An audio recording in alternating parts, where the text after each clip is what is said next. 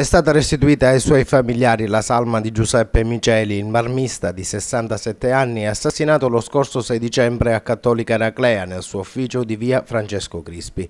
Il sostituto procuratore della Repubblica, Silvia Baldi, titolare dell'inchiesta, ha disposto il dissequestro del corpo e quindi questo pomeriggio alle ore 16 nella chiesa Madonna del Rosario di Cattolica Eraclea si svolgeranno i funerali dell'uomo. Era stata l'autopsia eseguita all'ospedale San Giovanni di Dio di Agrigento a fugare ogni dubbio sulle cause del decesso. A uccidere l'artigiano infatti sarebbe stato un violento colpo sferrato alla nuca, presumibilmente con un grosso pezzo di marmo. Intanto si attendono i risultati delle analisi del RIS di Messina che hanno portato nei loro laboratori diversi reperti prelevati sia dall'ufficio dove è stato trovato il cadavere sia dal laboratorio del barbista. L'auspicio per gli inquirenti è che l'assassino o gli assassini abbiano lasciato qualche traccia utile alla loro identificazione.